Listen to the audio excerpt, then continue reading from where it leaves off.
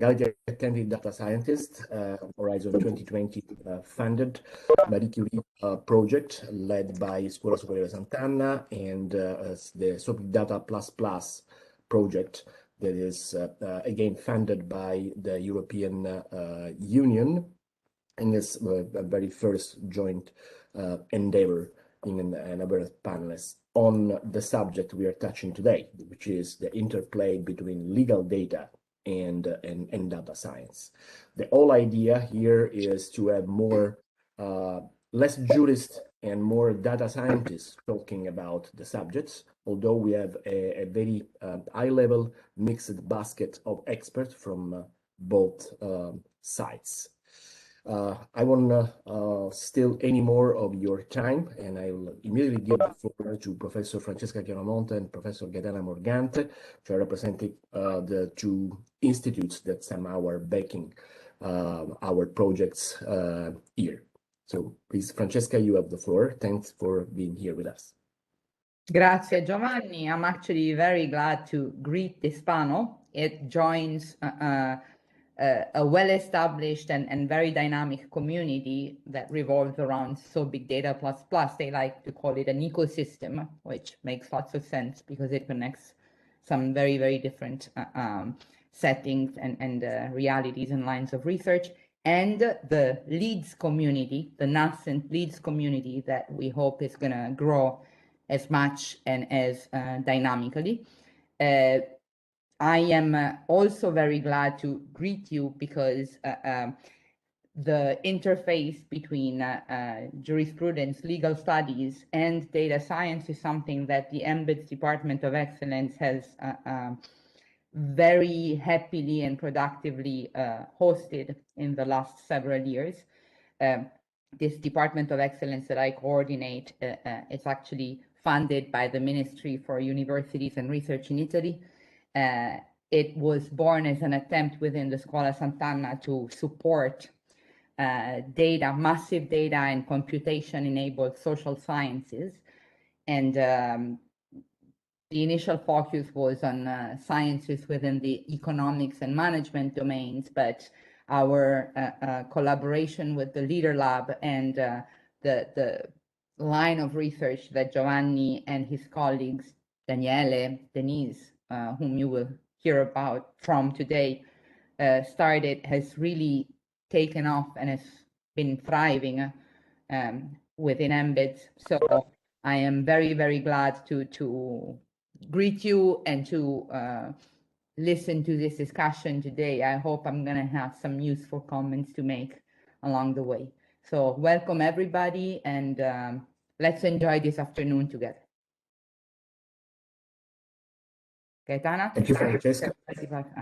On to you, Gaetana, which is also not only the director of the Policy Institute, but one of the speakers of the panel. Yes, I am overexposed this afternoon, but that's it. So welcome, and let me greet you in my role of director of the Policy Institute. The topic of today is a very strategic research line for the Policy Institute and the Scuola. I'm very glad to join this panel as a director and as a speaker, because it's a very paradigmatic, let me say, research line because of its interdisciplinarity between legal studies, ethical and philosophical studies, and economic studies. So I'm also very, very interested in the outputs of this discussion, and once more welcome to the Scuola, or even if in this very peculiar way, and have a good afternoon and a good discussion. Wonderful, thank you. And we are just keeping up with our time schedule. That's excellent. I will only spend very few words because on the panelists, because basically I'm sure you all know them. So I will just basically repeating what is in the the flyer and move on. We'll try to follow as much as possible the order, which is set in a way because some of the panelists need to move for other meetings, other things.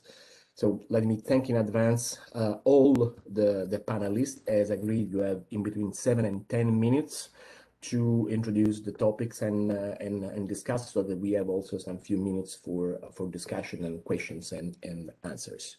This is also a good opportunity to start mixing different communities, as Francesca and Gaetana were mentioning before. So the predictive justice community, there's people working on the interplay between law and data science, from the need to work with data. And so we have the last community with Professor Palmirani. We have the predictive justice community with Professor Schwartz, Professor Walker from Offra School of Law, and Professor Sel Melouli from Université Laval. All of them working with us in this vein. We have also the SoBigData community, to which we belong, to which also Professor Ferragina from UniP is it's working. And I am definitely indebted to my co-leaders in the predictive justice project, which are in alphabetical order once again, Denise Ambran and Daniele Licari, that from their different angles, jurist Denise and data scientist Daniele, constitute a wonderful dream team on this project. We enjoy it very much. So I stop here immediately and I leave the floor to Professor Walker, to which I am indebted for his early wake up in USA and getting in. Thanks, Vern. You have the floor.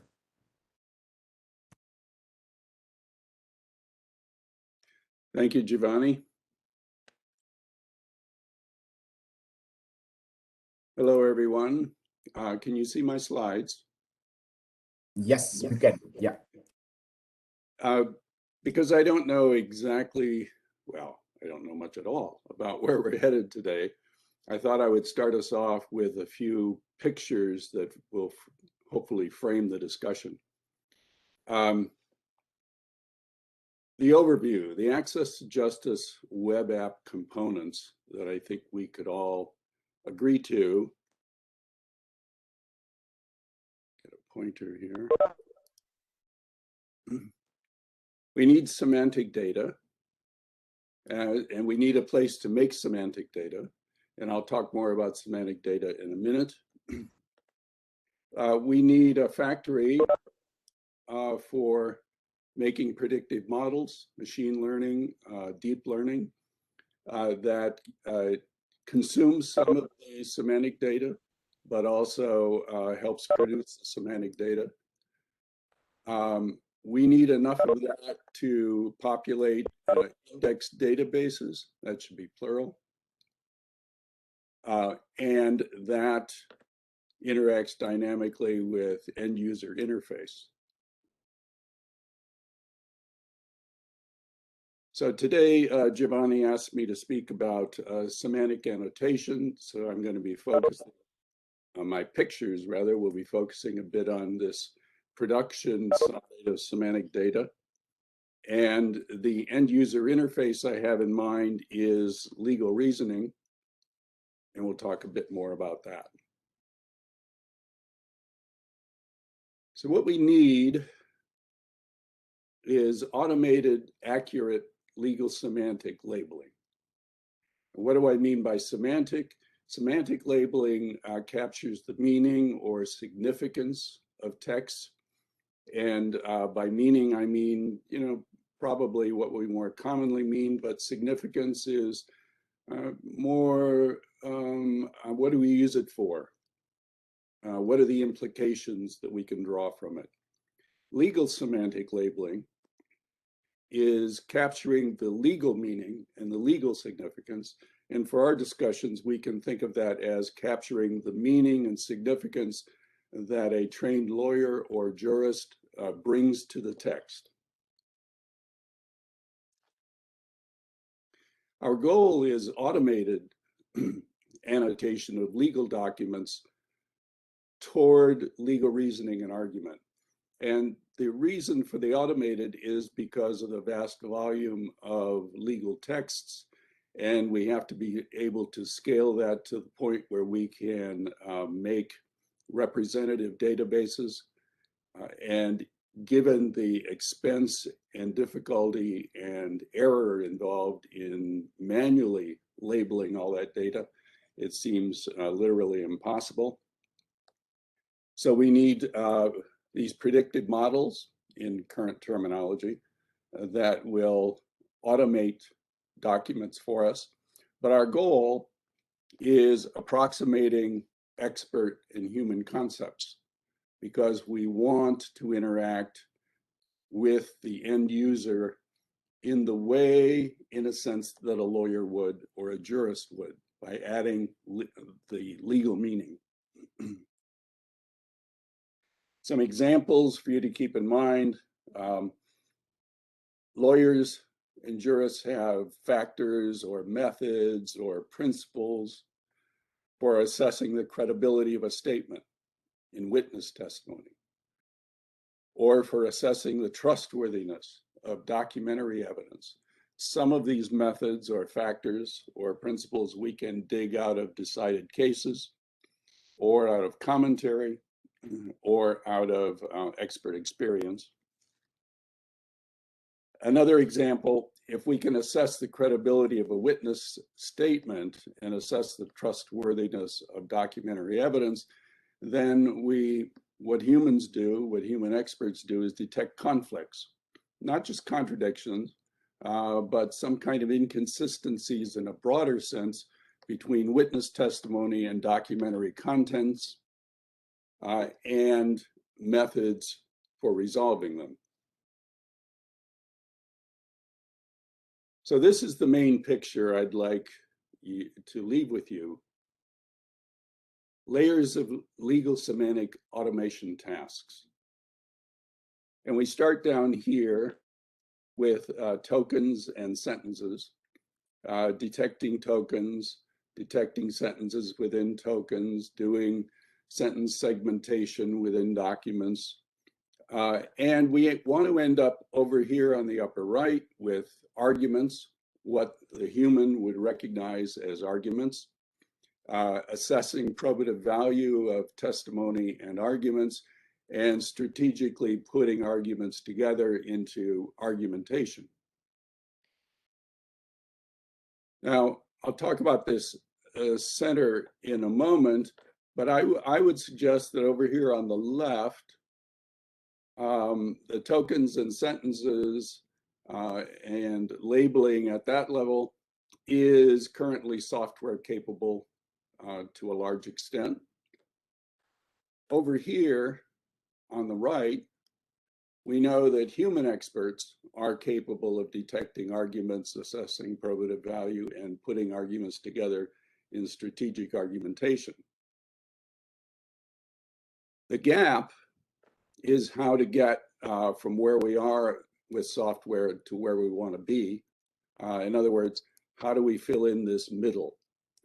And we can guess at some of these steps. Once we have sentences, we want to group them into sets of sentences for various purposes. We want to be able to divide those group objects into types. We want to provide context and take into account the context around the group object. And that's on the way to emerging with something that a human would recognize as an argument. On the left, where we are is, and what we need to do at each step from the lower left to the upper right, is bear in mind that software needs features, linguistic features, that are detectable by the software, but that are useful for semantic labeling.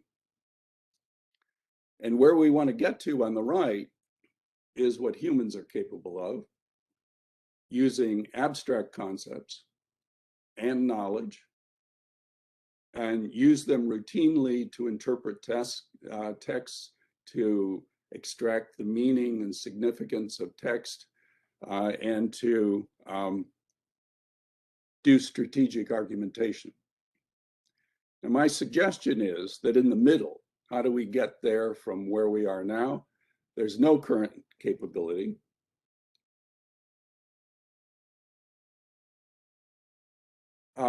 What I think of as the semantic analytics gap between where we are with software capability and where we want to get.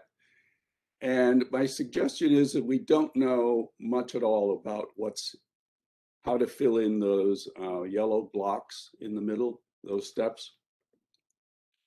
And it's because we have inadequate theory. We have some theory about how humans do it over here. What the steps would be to get us from our sentence classification tasks over here up this series of steps. I don't think we have adequate theory for how to do that. How to decompose the tasks, how to perform the tasks with software. Secondly, we have inadequate data for sure.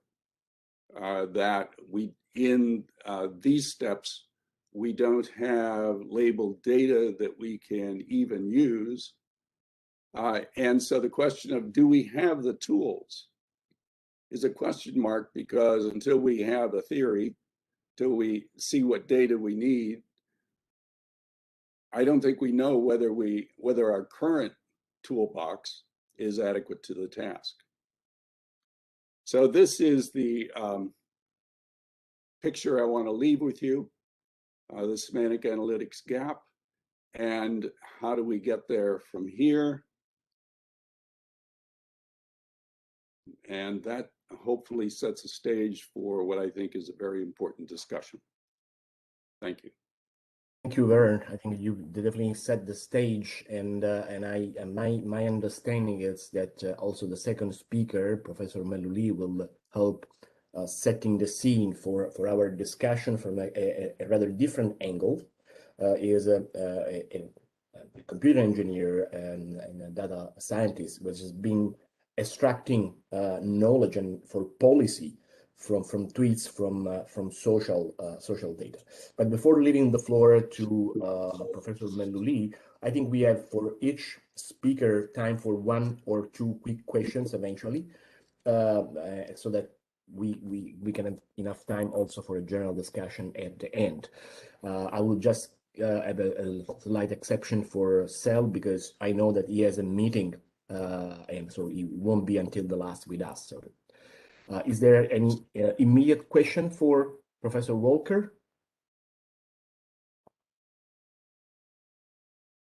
All right, so we proceed. I have several questions, but we have a meeting for the project at the end, so it's more internal discussion on what he said. So thanks again, Vern, for the time being. We will get back to you sure during the discussion. And I now leave the floor to Professor Meluli. I just introduced you as a colleague from Université Laval. Actually, is my host here for the time being, and we are developing some projects together related to this topic. Thank you for being here. I know that you are also on vacation time, although you are still working. So a double thank to you, and you have the floor, Sal. Thank you, Giovanni, and thank you for the invitation. I'm very happy, and I'm really apologize for connecting a little bit late. In my calendar it was 1 p.m. to 3 p.m. Canadian time, so this is why. So I'm sorry about that, but I'm very happy to share with you some of the research that you are conducting. I prepared some slides, and if you allow me, I'm sharing my screen. I hope you are seeing my screen, my slides. And yes, I'll go through them.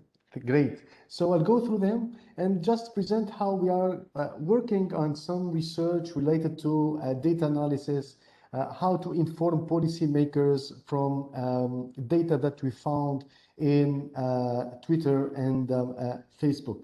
So it's not a technical presentation, but we can have time to discuss if you want with great pleasure, but just to expose a little bit what we are doing. So I'm very happy to share with you this research.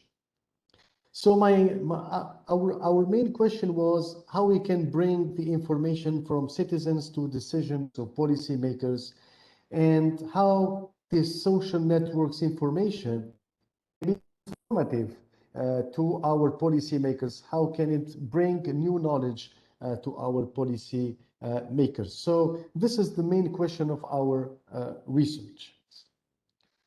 So information, it is very scattered. It's very from different size, from different types, and so on. So I gave two examples of information which are related to two different projects on which we have worked. The first one is a project that we worked with the Quebec City. It was about reconfiguring some part of the city, which is called the city of Limoilou. And in this place, the city decided to make new buildings and so on. So they decided to ask the citizens, what do they think about this project? And people wrote around 1,000 or 1,200 messages to the city. And then the city asked the question, what can I do with this information? And the city said, I don't have resources to read, to code, to analyze all this data. So could you please help me to get some insights from this data?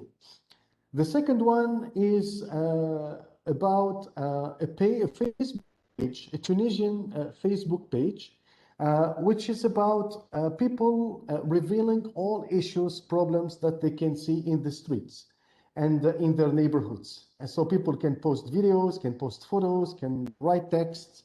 And then the same question, and we worked that with an NGO in Tunisia, who said, how can I leverage from this my web Facebook page to inform policymakers about what's being said? This Facebook page has 1 million people following it. So the number, of course, is huge. So we said, okay, great, work with you. And this different two different projects. Why? Because the first one is the data is in French. The second one, the data is in Arabic, Arabic written in French, Arabic combined with the French language. So the challenge was a little bit more complicated to analyze this kind of data. But at the end, we did it, and we've been able to inform a little bit the city about that and the NGO about that. So these are two main projects on which we worked. So the social media and any textual data can be structured and structured. And this is what we need to look at. The structured part of the data is the geolocation, the number of likes, retweets, and so on. So this, we can make the analysis a little bit easily. But the most important one is the unstructured data. And this is what Professor Walker was referring to, the semantics behind this data. How we can get insights from unstructured data, from textual data, how we can look at it. We don't know exactly what it is. We can have 1,000 pages. I can have 2,000 pages. Who's gonna read them? Who's gonna code them? Who's gonna analyze them? So we need to a little bit some of the tools that we can use about that. So what we did is really very simple between brackets, because as Dr. Walker said, we need to prepare the data, we need to identify the tokens, we need to clean the data, and so on. But we have the textual data that comes. This is our data collection. But the second challenge is that there are so many tools that we need to select a tool. So which one? And then we need to apply the tool to provide the data classification. And then we hope that the tool that we selected is really a good one. So this is our main research project. And then we did the classifications, we informed the people, we brought them feedback. But this is very, very challenging. And I will join some of what Dr. Walker said in his presentation. There are challenges. The first one is the data itself. And the data itself, it has to be analyzed. So what are the elements that we need to consider? And there are at least, or in the minimum, 3 elements to consider. The temporal dimension, people can talk about time. They can say at 8:30 a.m. yesterday in 2012. So this is very informative information and we need to capture it. The second one is the spatial data. Since in our research, we worked on some spatial data because we have a city, we have places, we have so on. So the spatial dimension is very important. And the third one is the semantic dimension. What is about? What the data is talking about. So people are talking about anarchic constructions. People are working about pedestrians. People are working about biking in the streets. So what are they talking about? And how we can think or imagine that. So this is very challenging. So this cannot be done from scratch. We cannot say that we are going to do it in 5 minutes. This part takes a long time. So this is the first thing. The second one is the most challenging, and this is very important. I said that we need to specify a tool, to select a tool. But we never know if you are going to have the same data interpretation. This is it, Professor Waka, what you stated in your presentation, how we can interpret this data, how we can get the semantic behind this data. And this is the most crucial task, and it is not easy. And we need to be aware of that. So what we did is we worked with the Treasury Board of the Government of Quebec to show them the complexity of using AI in government. So they said, how complex is? This is the question that we received. So we said, we'll show you the complexity. We set up 24 groups. 24 groups. In each group, there are 4 or 5 participants. What we did, we selected the same data set, and it was a Twitter data set, and it was related to the environment and climate change. We brought the same data set, the same algorithms, the same way of cleaning the data, the same things. And we asked people, now please, could you please play with the algorithm and give us your data interpretation? How do you interpret the data? We played with the algorithms. And believe me, we got, I think, 24 different interpretations of the same data. This is very important because we said to the government, beware, because if you give the same data to 2 different groups, you will get 2 different answers. So you need to think about how we can get a unique or unified answer and unified interpretation, how we bring this common vision of the data. Otherwise, people cannot adhere to your strategies, to your new policies, and so on. So this is very, very important. So governments have to develop strategies on how data can be interpreted. This is very important because the interpretation will lead to policies. If the interpretation is not good, not sure you'll get the good policies behind that. So this impacts the policy cycle and the modeling cycle. And this impacts how we can define the problem, how we evaluate policies, how we can listen to people. And this also changed the modeling cycle with the path from the problem definition to data collection. So this is, these are some insights. So I think I have 5 or 6 minutes for my presentation. So these are some insights that I wanted to share with you. So to say that it is complex, it's not easy. There are tools. We can challenge the tools. We can challenge the data. But this is very interesting because we still need theories, still need some new algorithms. And so this is it, Giovanni and friends, for a short presentation about the work that we are doing. Thank you, Sal. I think that just already Professor Chiaromonte has manifested their will to intervene on the issue. Francesca, right? Has raised her hand, has manifested her will to intervene. It's very complicated. No, I was just curious in this experiment that you did. were the signals in the data very strong or were they weak?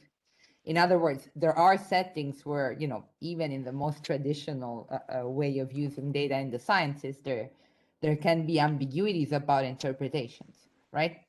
Especially if the data is a little ambiguous, if the signals are weak, so you can sort of see them in different ways. So was this a data set with strong, clear signals and people were just filtering it through their brains in a different fashion, or were the signals weak? And so just to understand how serious the non-uniqueness, I can't think of the right word, but you know, how serious this multiplicity, that's the right word, is the opposite, in interpretation was. Yep. So, so thank you, Francesca, for the question, for the point. Yep, this is a very complicated task. And as I always say to my colleagues in governments, this data that we can find, that you can retrieve from text, from social media, from everywhere, this is only informative. So you cannot only rely on this data. So is it weak? Is it strong? We don't know. The only thing that we know that this is something it was said. Who said it? Does the data is the data representative of what people are thinking about? I'm always saying to colleagues in governments, not sure. Because if you consider digital divide from the beginning, you have 20% or 30% of the population that you haven't heard in this media. So you don't have the overall picture. You have a picture, but it is not the overall picture. Doing only data analysis from Facebook, Twitter, and social media is not so informative. And also the data can be biased by influencers, by other people who take the great place. So we need to take this data always with some B-rolls, like we say. So it's only informative, but for policymakers, what I'm always advising them is to couple this information with other sources. Like they can do surveys, like they can do reports, memories coming from other experts and so on. And then they combine the data that they make a more exhaustive analysis. But only focusing on this data, it's not always the right thing to do. So the data is there.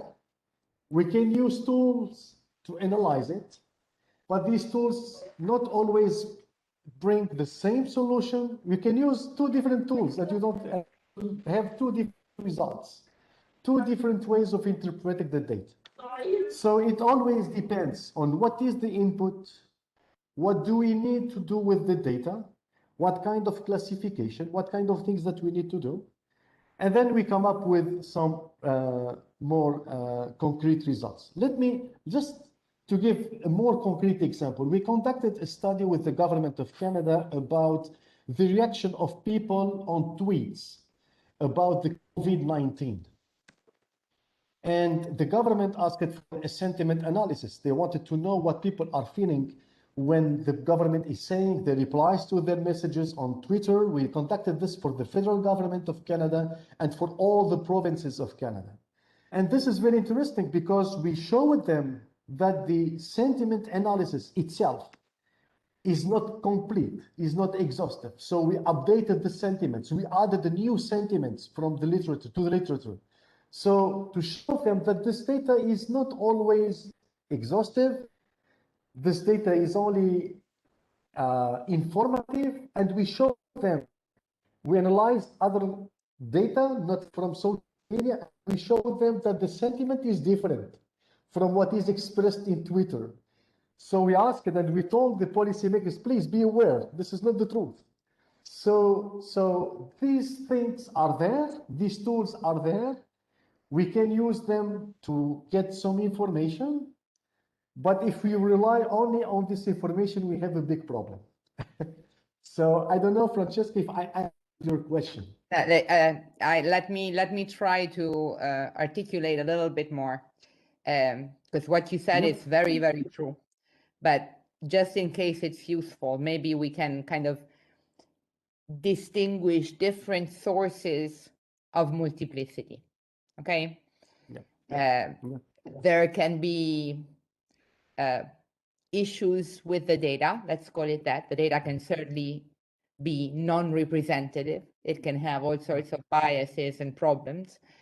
It can have contaminations, it can have noise, it can have, so there is a source of non-uniqueness in conclusions that depends on the data per se, okay? In some kind of problematic, systematic way.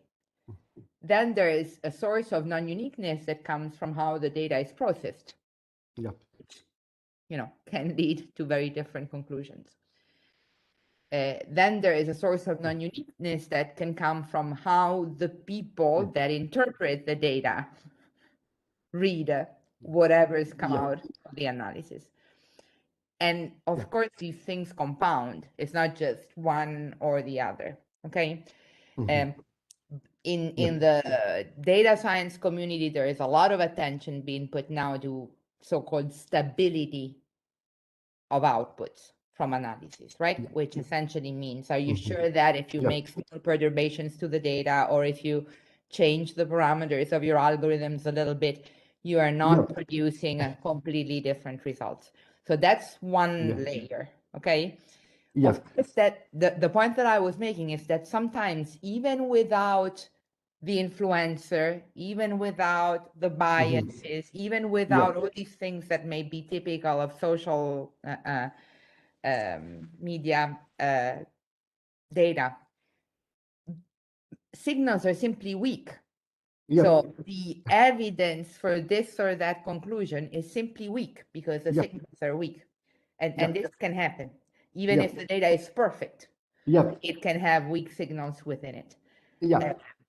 But then on top of this, there is the humans that draw conclusions. And that's kind of a separate level of potential multiplicity. So maybe it is of some use to sort of identify potential sources of this non-uniqueness, because of course you address them in different ways. Right? Whether it's biases in the data, whether it's the way the data is treated, whether it's just that the data has weak signals, whether it is that the data is interpreted by humans that like to find what they want to find in the output of an analysis. Okay. Setting up now. Thank you so much. Thank you. Right. I'm sorry. Thank you. And I totally agree with you, Francesca. Really, 100%. Good. I'm sorry to cut the discussion, but I think we have to move forward. I think that Monica wanted to say something on this issue as well, but she is the next speaker, so she will have the floor in 2 seconds. I just wanted to stress that what we are trying to do is to bridge the research we are doing with Ben Walker, with the research we are doing with Selma Luli, because we are trying to think as well to core decisions, not, as slogan would be as tweets, but basically the idea is it's a mine of social information, which of course can be biased. They only represent, if you want, a part of the pathologies in society, which are then discussed in courts. But we think that they could be very informative beyond producing predictive models about the outcomes, but just giving information about what is actually happening in society. So to our understanding, there are two pieces of the same puzzle. But I won't steal any more time, and I will give the floor to Professor Palmirani from University of Bologna. Thank you, Monica, for being here with us. And she is a clear representative of the multi-hat, because of her very diverse background and research interests that range from philosophy to informatics and law. So, Monica, you have the floor. Thank you. Thank you so much, Giovanni. It's a great pleasure to be here in this workshop. And my presentation is focused on how prepare the data and the documents for the application in artificial intelligence and law. We are not in the scratch. We started since the 90 to elaborate and transform in machine readable legislation, case law, and different sources of law. And we are not very happy in the community to talking about data, but to document, because document in legal domain is a complex mix of ingredients. The structure itself is a knowledge. The position of some token and sentence in such part of the document is relevant, is meaningful, and so we can extract data, but usually we are managing text and document as a whole source. So in IT we published the law and the case law in the web using different standards. Then we have moved to open data in order to add semantic annotation. So the semantic meaning is super important in the legal domain. And now we are also using, the last decade was dedicated to use this technology and discovery for modeling since the beginning in natively digital native format, the legal document inside of the parliaments or the courts. So our goal is to move since the beginning the formalization in machine consumable in the authoritative bodies in order to have authorial interpretation of the annotation by the institutions. And on the basis of these valuable sources, we can develop several applications like legal analytics or artificial intelligence, and also smart contract, because we have also emerging technology to formalize in an executable manner the law and the case law and also the contract.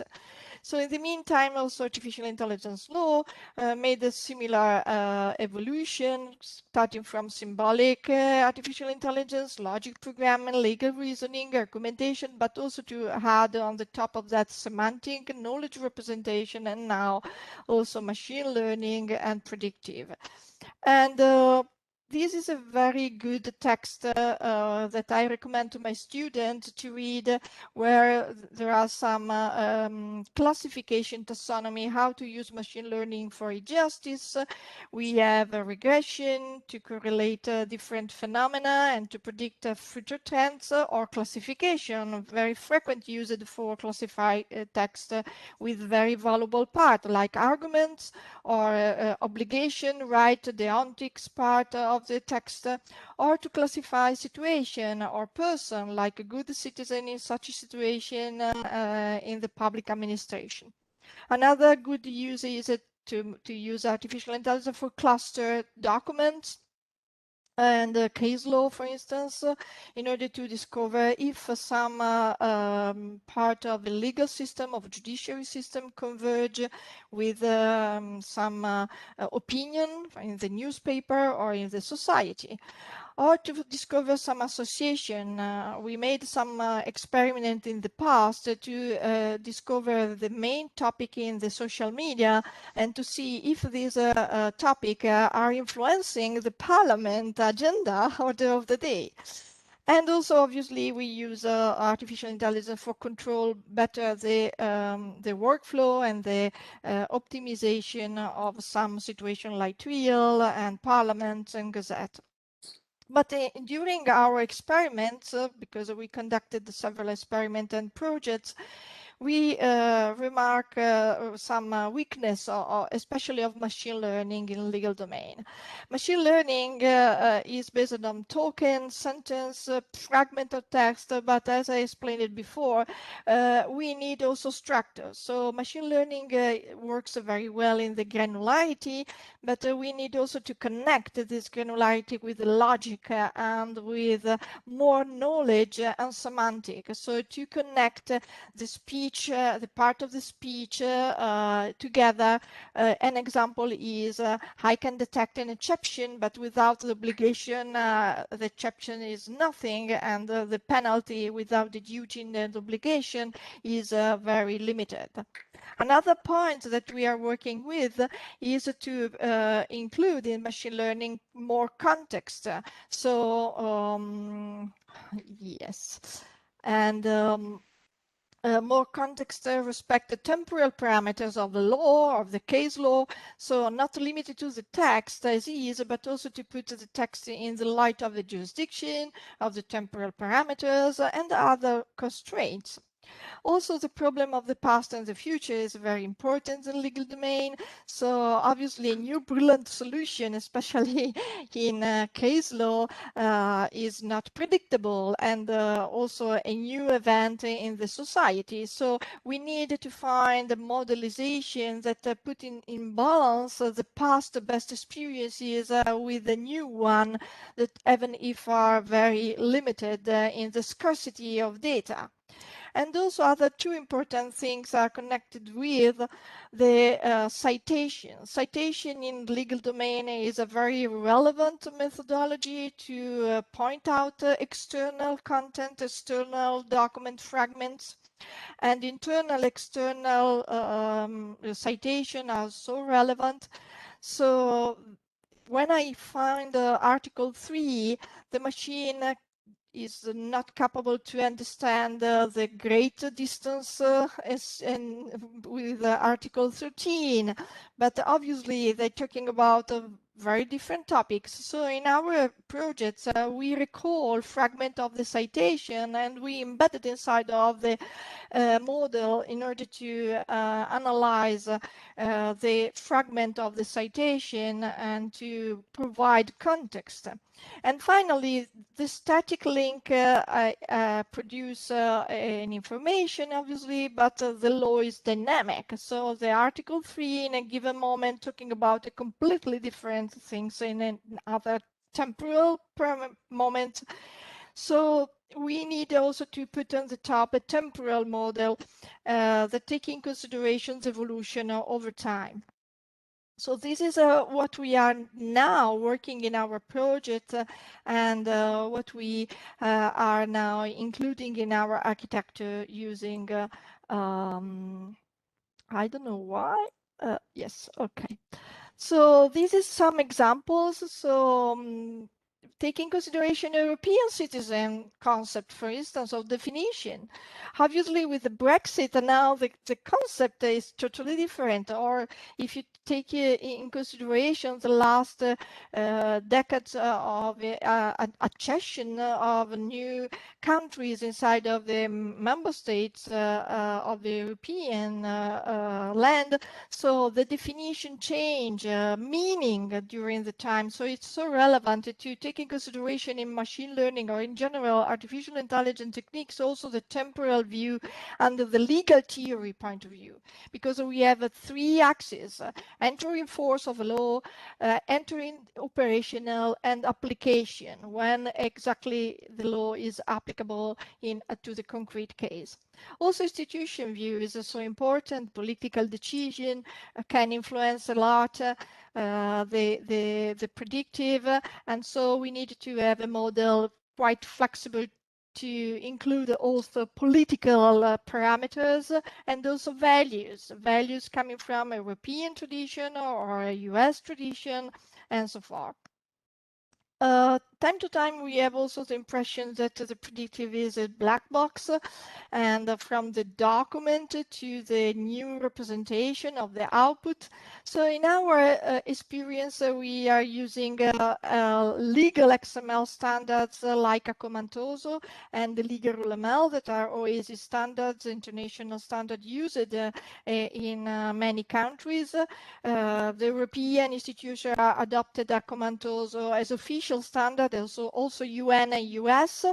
And New Zealand declared the legal RUL-ML the standard for codifying the law in the official cabinet. So we believe that the mix of two artificial intelligence techniques on the top of standardization of the semantic knowledge and also the structured document knowledge is very good methodology. And obviously, we have in mind also the possibility using the standards to have also the possibility to explain the output of the artificial intelligence elaboration. And this is our architecture. So we start from the text. We use a lot of techniques for extract knowledge, machine learning, but also natural language processing, part of the speech, name entity recognition, and go back with the inputs and confirmation by the legal expert. So we're talking about supervised machine learning. We arrive to a good standard test in XML with a lot of knowledge using also semantic web.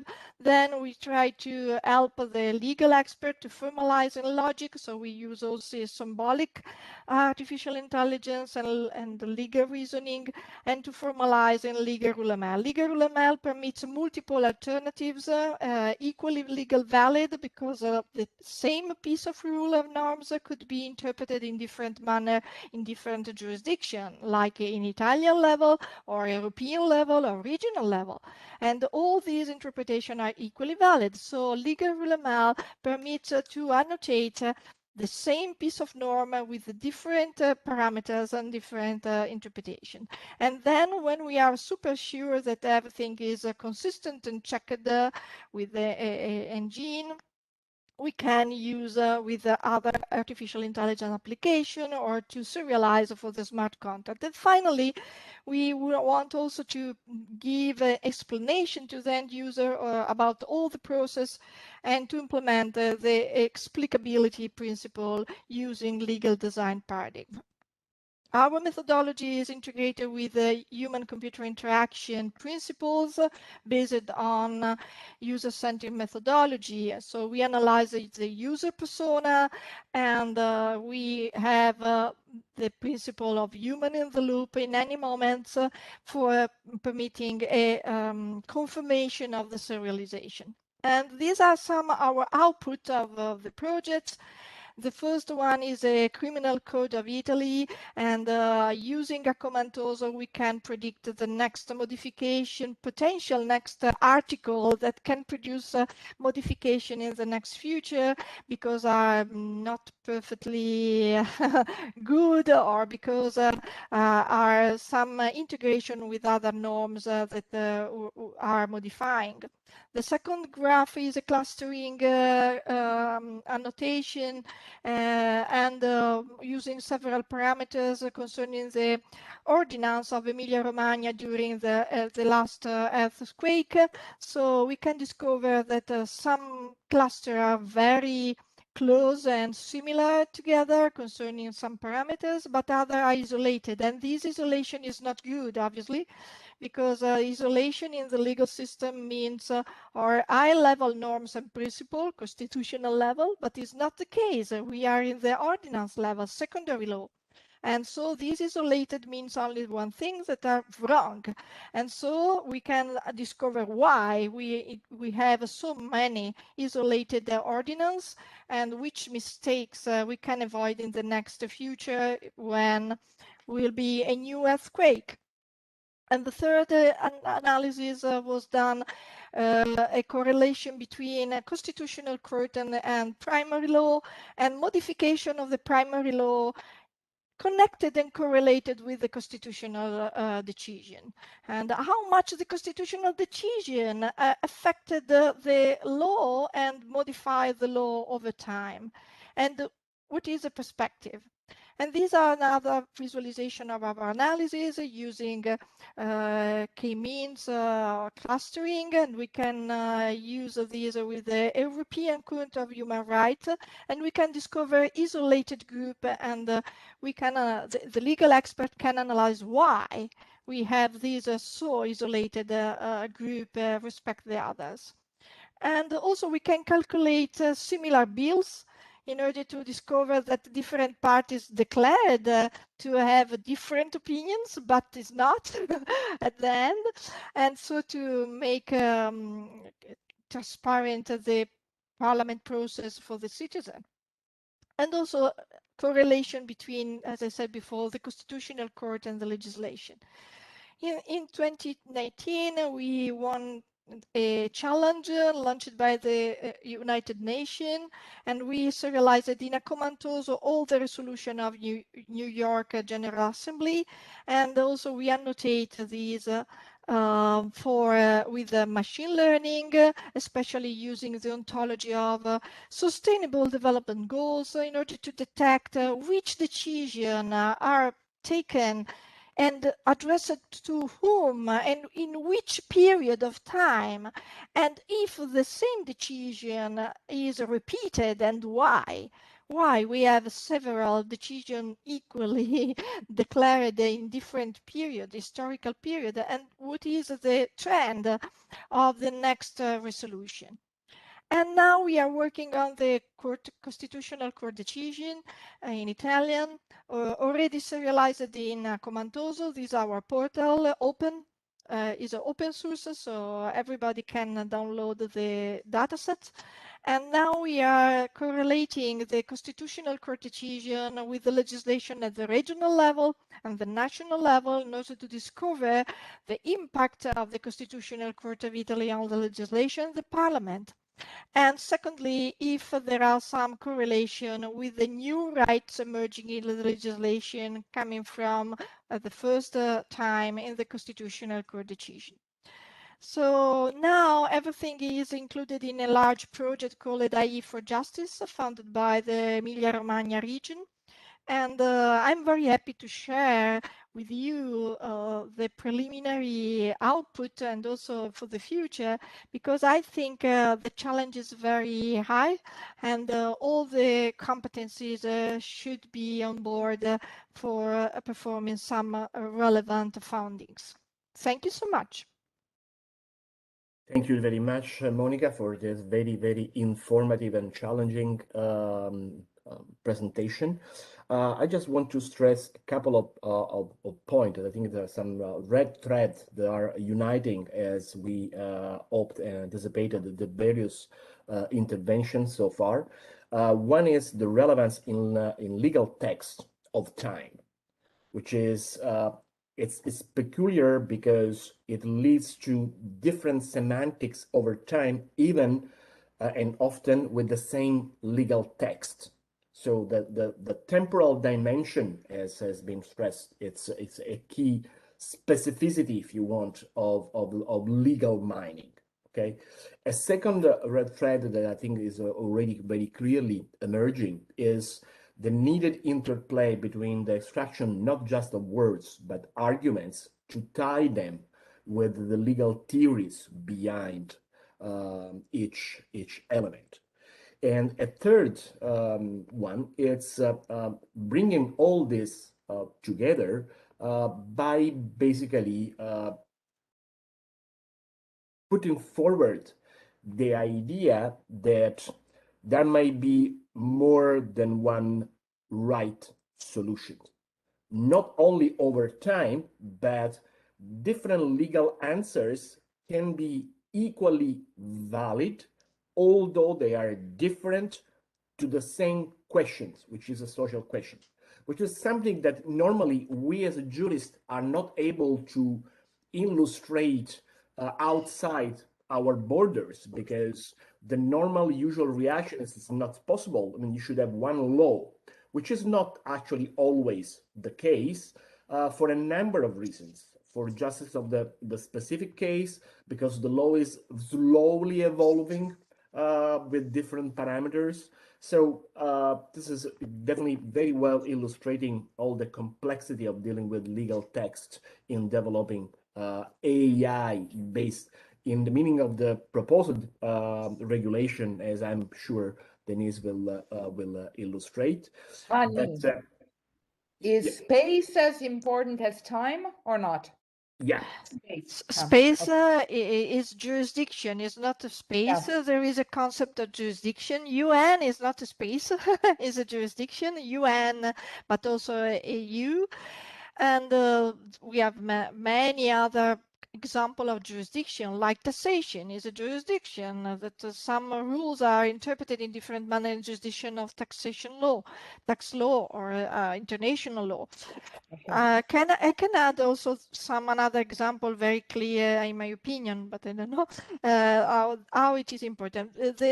Nowadays there are a lot of very relevant studies in machine learning or predictive artificial intelligence in e-justice, but nobody are including now temporal checking in this sense.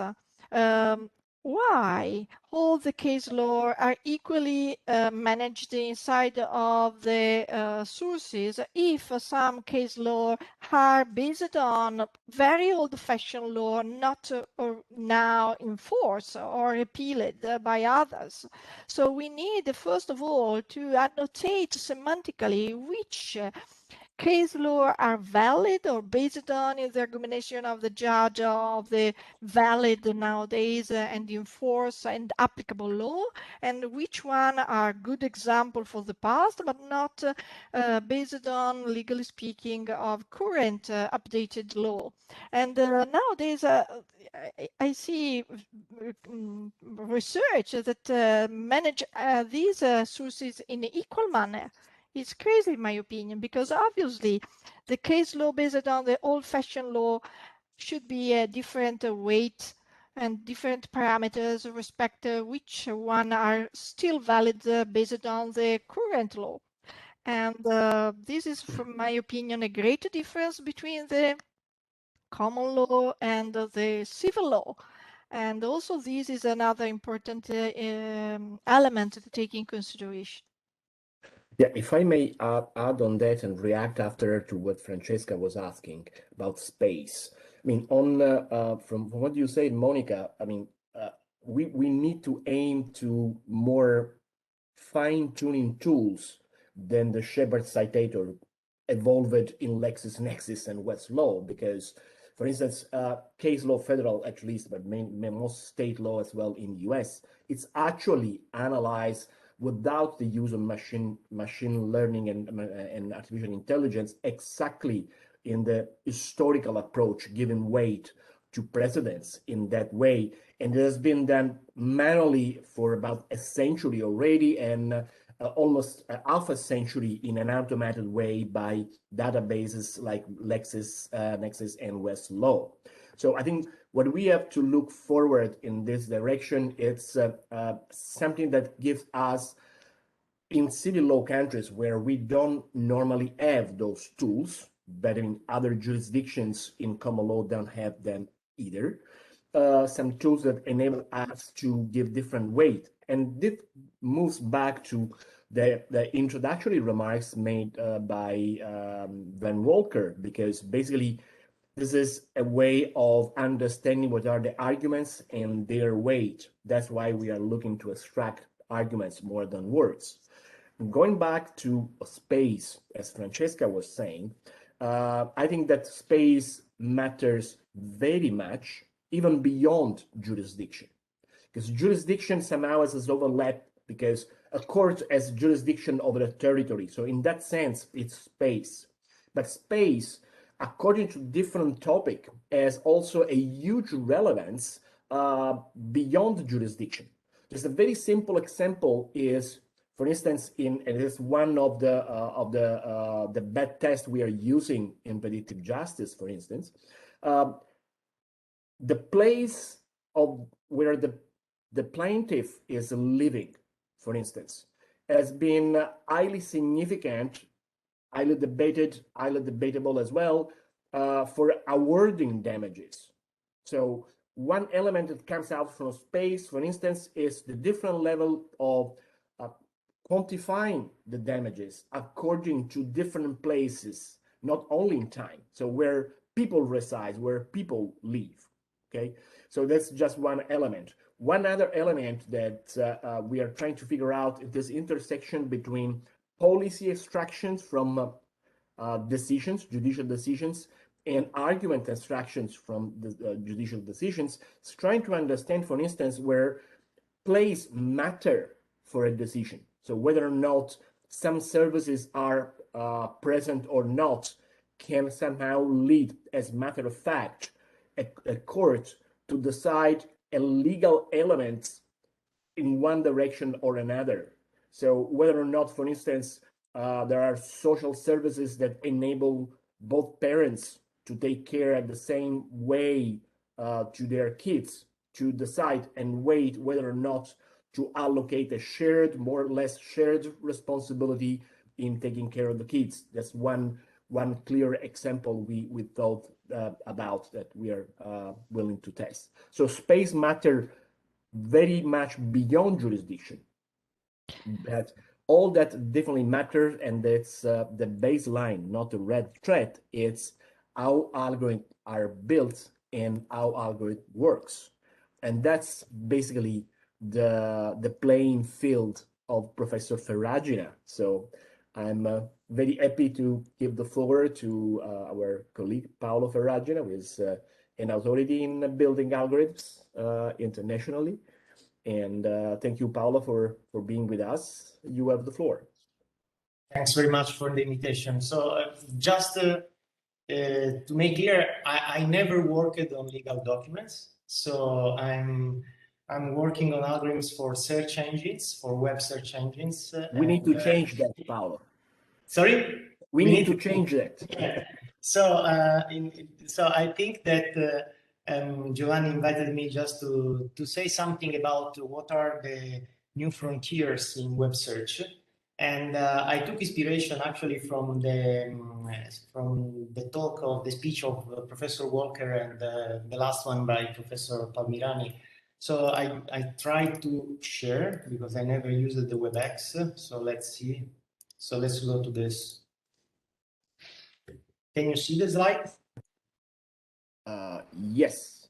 Actually, it's Van Walker's slide. Yes.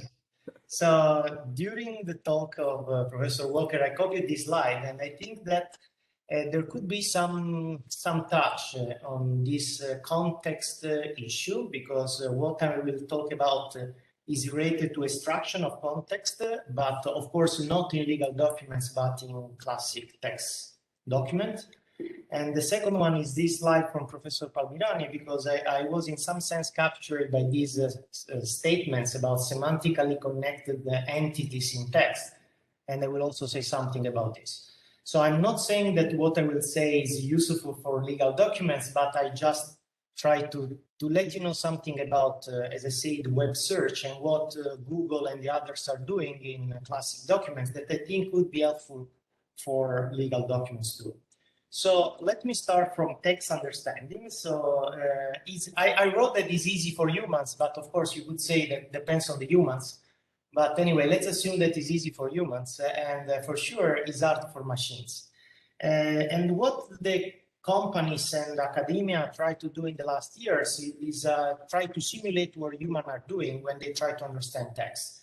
And so essentially what happens in your mind when you try to understand text is to connect the pieces of text to what you know. So what is your knowledge in some sense, and to find entities that allow you to understand the content of the text. So this idea, this rough idea, abstract idea, was in some sense formalized by Google in 2012, so now it's 10 years, that introduced what is called the knowledge graph. I don't know how many of you know about the knowledge graph. Just very briefly, it's a graph. So it's a set of nodes. Here are depicted like circles, and every circle represents an entity. The entity can be, let's say, a human, an important person, or maybe an event, or maybe, let's say, a city. So maybe also something that occurred in the past. So anything that is in some sense important. And among these entities, so the name is entity, among these entities you have edges, so these connections. And the connections have different colors because they have different types. And actually in the Google Graph, people say it's not, obviously it's not an official, let's say, information, but say that they contain billions of nodes and several billion edges. And they have about 1,000 and more types of connections, okay? So a connection may be a friendship, maybe someone lead it in, or let's say participated, or it's a province and so on. So why these knowledge graphs are important? Because Professor Palmirani talked about natural language processing, which actually is a tool in artificial intelligence that actually identifies entities, so and allows to associate to these entities some types. So it's a noun, it's a verb, it's a person. Here, what I want to do is just to make a step beyond, and is what the knowledge graph did. So just to explain the idea, I took this phrase, Leonardo is the scientist who painted Mona Lisa.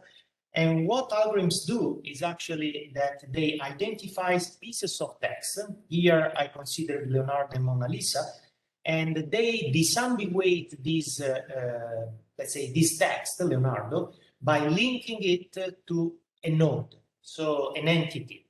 In this case, the entity was Leonardo da Vinci. Of course, since I did the slide, this is correct, but obviously these algorithms are not always correct. And Mona Lisa is linked to this entity. Now, what is the reason to do this? Because behind these entities, there is a graph. So since there is a graph, you know from the entity that Leonardo da Vinci is related to science, is related to cartography, to Italy, and so on. Also for Mona Lisa, you have the Louvre, Renaissance, Florence. And so you have links to other nodes in the graph. The graph may be small or huge, depends on your knowledge graph. And given this, you can do abstraction, you can do semantic relations, and so on. So this is a very powerful way to not only disambiguate the text, but also put the text in relation to other entities. And so if you search for surrealism, then you could find this phrase as a possible answer, even if surrealism does not exist as a term in this text. So the idea is to go from a level which is purely syntactic to a level which is in some sense semantic. And when we say semantic search nowadays, we actually mean this one, that we map text to nodes in graphs. And this is very important because actually we are moving the complexity of, let's say, reasoning or semantic annotation to the complexity of building these graphs. And parts of these graphs are built manually, and most of the time you have to find algorithms that build the graph, and the graph are robust. Actually, I can tell you that one of the problems of fake news is the fact that Google and the others are building these graphs starting from news, for example, to find new entities. And of course, if you have a fake news, you create links here that are fake links. So all the argument and reasoning could be wrong, okay? So, okay, we started to work on this problem more than 10 years ago. So before that, actually, Google were out on the knowledge graph, because it was a very interesting problem algorithmically, since we want to do this annotation on the fly, so in milliseconds, and this is a very crucial algorithmic problem. So why this is important? This is important because what you can do is actually that when you have a phrase, you can annotate this phrase. For example, you can take these pieces of text and map to the Wikipedia pages. By the way, as academia, we are using Wikipedia as a knowledge graph. Okay, so we can map to these nodes in Wikipedia, so that whenever another phrase arrives or another piece of text, you do the same entity linking. This is the name. So you find a page of the President of the United States, or Ultimatum, or Libya. And what you do is that even if these two phrases are totally syntactically different, since you have these pages, also the pages are totally different. But if you immerse the pages in the graph, you will surely find links between, for example, this page, and between Barack Obama and the President of the United States, or even if you don't have a direct link, you have paths among the nodes. So the clear algorithmic problem for us is to make these computations very, very fast, okay? And we actually applied this technology to clustering, to classification, to sentence similarity, to keyword extraction, and so on. Just to give you an idea, we started to work with Google in around 2010, before the knowledge graph was out. So we applied it to classic text. So as I said, I never applied this to legal documents. And we released the tool that I will mention, which is called the TagMe. Then we moved with Google to entity linking in queries, which is a very complicated problem because the queries of users are very short. So you have only 2 or 3 terms, and you want to understand what the user actually wants from the query. Then we actually moved to economic documents. So we had a collaboration with Bloomberg, and we wanted to check in news, so news and tweets, which kind of entities were present, and so a sort of more refined in terms of granularity classification. And then we moved to another scenario, which is, in my opinion, very interesting, how to find experts. So if you have papers from professors, for example, and you are searching for someone which is expert in a topic, how these things can help you. And so we have a tool that actually is used within the University of Pisa and allows you to find professors which are experts in some topics. And this is called Wiser. And finally, we are working on bionetworks in the SoBigData++ now project and human AI. And so we have a way, we are building knowledge graphs on biology, because whenever we have knowledge graph, we have all the other machinery that we have developed in the past. Just to give you an idea, and this is just to make some advertising on our SoBigData platform.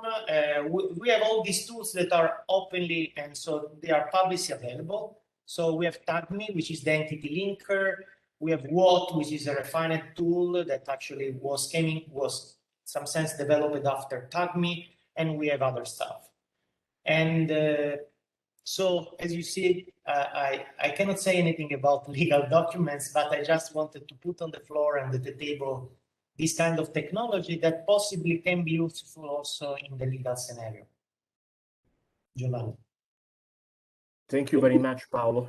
Also, because I'm sure that some of these tools can be used. Actually, we tried to evolve and move from the idea of tag in an experiment that we ran with Cristina Amato and a spin-off with one of your PhD students. So I do know that those tools can be leveraged for sure in legal text because we experimented directly on that.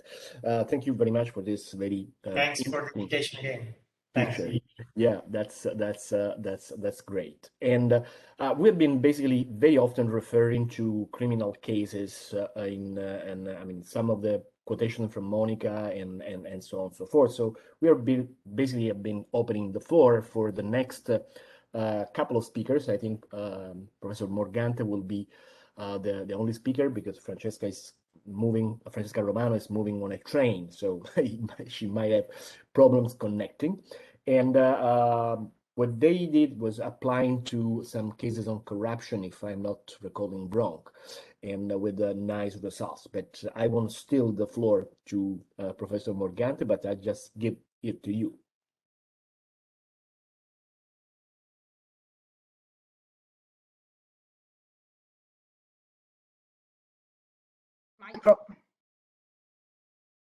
Apri il microfono, Gaetana, perché è spento. Yes, can you hear me? Yes, we can, as Obama in Wikipedia would say, yes. And can you confirm me you see my presentation? Okay, thank you so much, Giovanni. First of all, let me introduce myself again. I'm not a data scientist or a statistic expert. I'm a criminal lawyer. And I would like to present you the main lines of this research I conducted with some colleagues of Scuola Superiore Sant'Anna, namely the already mentioned Professor Francesca Romano of the Institute of Economics and of the Department of Excellence and BETS, and some other experts of ISTAT, the Italian National Statistic Institute. My presentation concerns the use of text mining techniques and case law in describing and measuring corruption. This is the brief agenda of my presentation of today. I will start from the beginning of the research question, the interdisciplinary methodology of the research, the outputs of it, and the future challenges. The starting point of the research was how to measure and investigate the corruption phenomenon beyond the famous Transparency International Corruption Perception Index, an index that is not based on the real dimension of the crime, but on the subjective perception.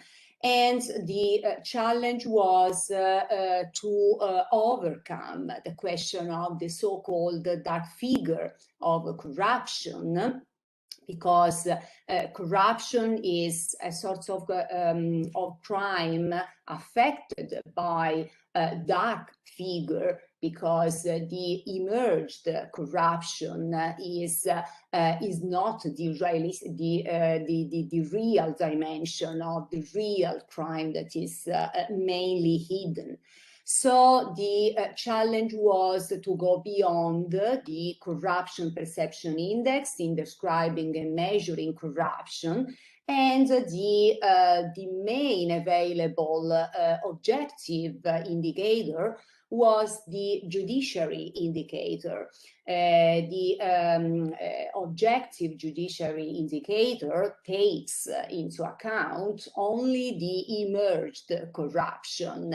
So this is an objective indicator, but not realistic indicator, because it doesn't measure the hidden corruption.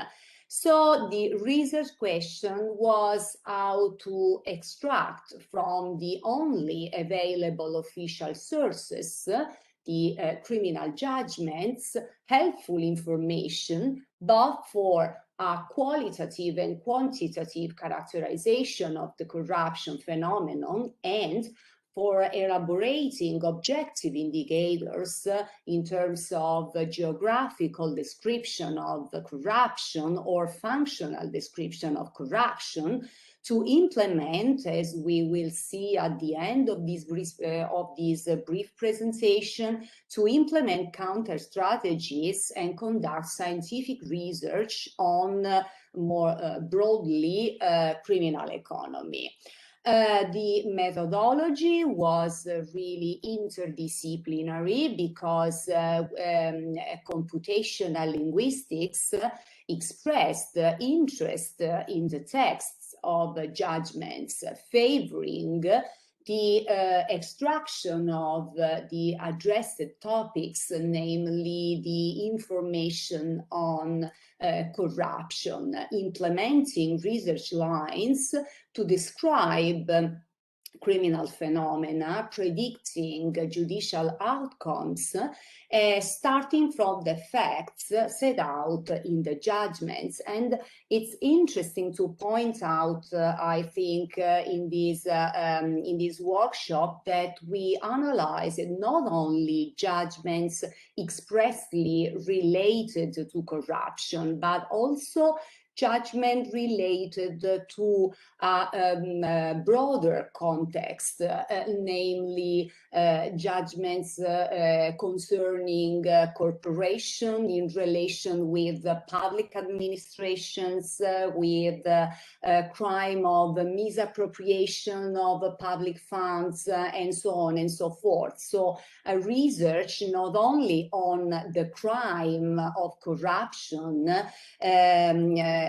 provided and punished by a criminal code, but on the broader phenomenon of corruption. And for this reason, we used the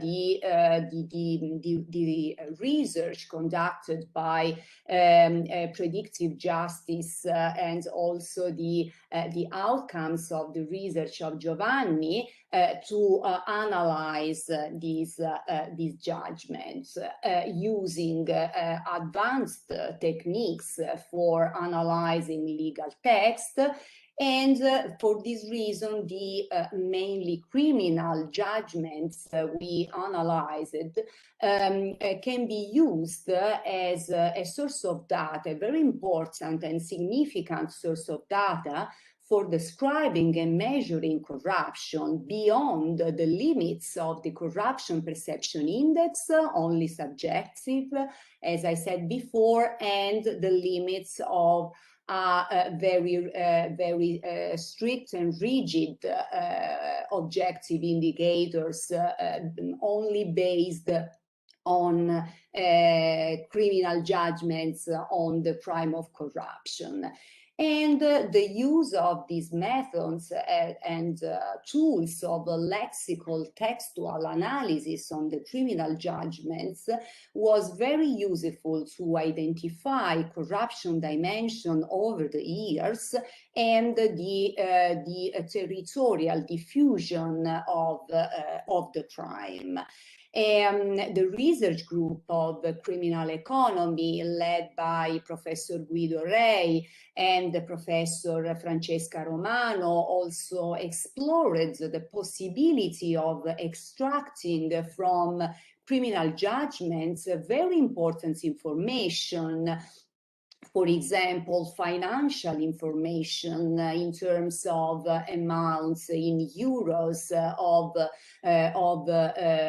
illegal payments performed to public officials from private companies, and the decisions we mainly analyzed was the decisions of criminal courts of cassation, Italian criminal courts of cassation. And starting from the textual analysis of the judgments, we tried to identify the relevant elements present in the judgments or extractable from the judgments to transform the information coming from the judgments in statistical data, and to connect this data coming from the judgments analysis with other data from different databases. This methodology was justified by the issue that judgments, above all criminal judgments, are not written for statistical purposes, and therefore it's necessary to outline a methodology able to transform it into statistical analyzable data.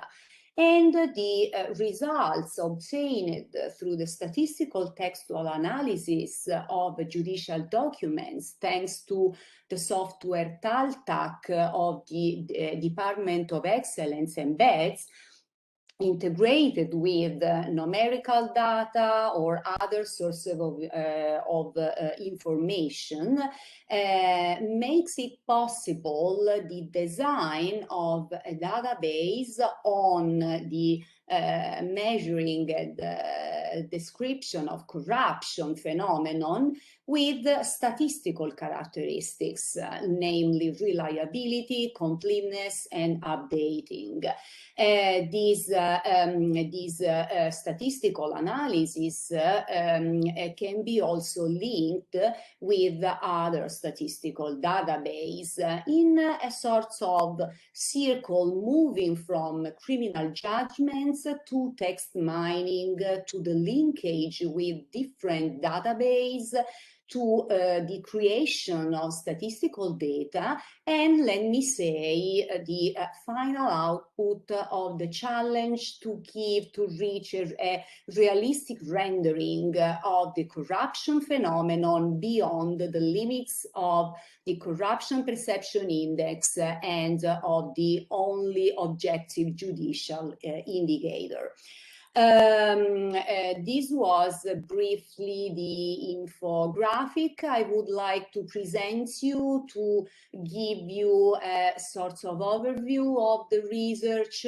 We analyzed the presence in the judgments of express mention to natural or corporation juridical person. We searched for the financial impact of these criminal activities, the characteristic of the criminal event, the place of the criminal event in terms of geographical distribution of the corruption phenomenon, mainly in Italy. And very, very interesting was for us to extract and study and analyze from the criminal judgments also the relation between the private corporations involved in the criminal activities and criminal association or public institutions or other private companies. This is a very brief infographic on the methodology. So the moving from the judgments, the text mining analysis, the linkage with other database, the creation of statistical database, and statistical analysis on the corruption phenomenon. And these activities are performed to get a picture of corruption phenomenon in terms of the impact of the crime on the activities of public administrations, on the geographical distribution in Italy of corruption phenomenon, that is a very jeopardized distribution, information on the type of corporation business mainly affected by corruption activities, information on the public sectors mainly involved, for example, public procurement procedures or the health circle, mainly in this emergency moment, the economic dimension, as I said before, and the analysis was also very useful in order to validate explanatory models of the corruption phenomenon proposed in the literature with complete data from the judgment. Let me only present you some of the future challenges of the research that could be in future useful to upgrade criminology studies on corruption phenomenon, to implement evidence-based investigations, law enforcement, judicial cooperation, especially in the field of the so-called systemic corruption, also mentioned by our DNA as a high-level risk in pandemic emergency, and evidence-based criminal policy, and let me say also legislative advocacy. The problem of the problem today is the question of the so-called smart compliance, smart controls in public procurement procedures, especially dealing with the delivery of goods and services to overcome the pandemic emergency. So the main idea is to use the outputs of this research to implement more and more a sort of tech-driven crime prevention that is the main challenge of the fight against the systemic corruption. So thank you very much for your attention. I'm very grateful to Giovanni to involve me in this panel, and I'm available for questions or information or curiosity.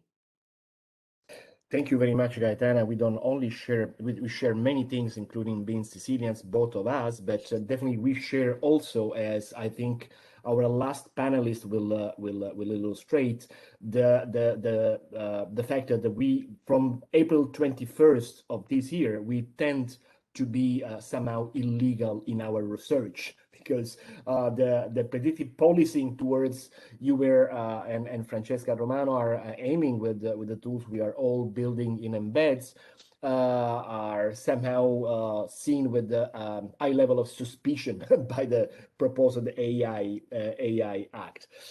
Thank you very much for this presentation. We are only 20 minutes, so I suggest we move directly to the next two speakers, so that we have eventually some overtime for questions and discussion. So it's my pleasure to give the floor to Dr. Licari, who is our chief data scientist in many of our research projects, and especially in predictive justice that he is bravely presenting. Thank you, Daniele. Hello, everyone. Can you see my screen? Yes or no? Yeah. Okay. Yes. So today I introduce you the Predictive Justice platform that is one of the main objects of the Predictive Justice project, and I will discuss to the direction we are going. The project is based on the work of the Professor Walker. He is one of the pillars of this project. And actually, we developed and expanded his work for the Italian legal context. So the platform automatically transforms the common law case collection into a semantically annotated database and extract the personally identifiable information from them. The annotation are related to the sentence type, like finding, evidence, legal rule, reasoning based on the evidence, reasoning based on the legal rule. Finally, the anonymized annotated dataset can be explored by sentence type and semantic similarity using a search engine. This is a very powerful tool for understanding the legal litigation and the related logical process. Also, despite in European community there has been talk of legal document standardization for years, the Italian civil law is a mess. There is no standard template, no standard structure, no standard style rules. So the description of the legal case is not linear and don't contain fact, reasoning, and decision in this order. So you can find the sentence about decision at the beginning of the document, or in the middle, or at the end. And this is the same for other sentence type. So without any automatic annotation and search system, is not easy to find relevant information from this mess. For the platform can be used for different purposes. For example, a judge can evaluate a litigation evaluated litigation related to the overlapping legal issue based on the similarity of legal rules or evidence verification and so on. Expert or no expert can assess the discrepancy between legal rule and the reasoning behind the legal rule, the evidence and the reasoning behind the evidence. And lawyer, for example, can compare a relevant point of a case with the previous litigation for a better argumentation. So, in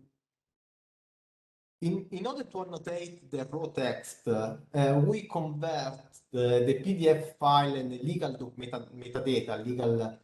metadata into a flexible legal semantic JSON data format.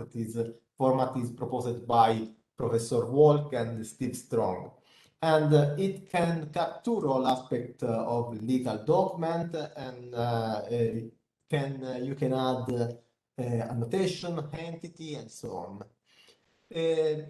Finally, it can be easy converting into other markup language, for example, a command tool. So the first fundamental step in a data science project is the data annotation. So we created a high quality annotated data set by writing the annotation protocol. And the annotation protocol describes the meaning of the labels, the linguistic and the law context which they occur. In this way, the expert can have the predetermined reference in order to avoid the arbitrariness.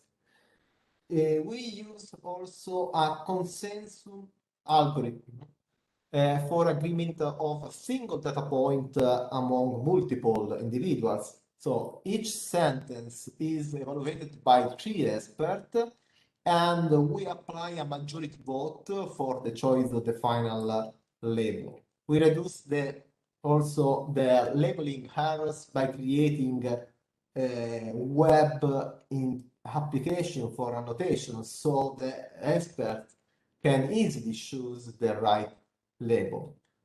So the first task we are carrying out concerns the sentence classification for this type of sentence. We select a small representative sample of legal documents to be annotated and use it to train our model. We are trying all possible pre-training models for Italian language like BERT, Umberto, Electra, and so on, and different pre-processing technique, for example, expanding the abbreviation or the spelling correction. In addition, we are going to train one from scratch using only legal documents.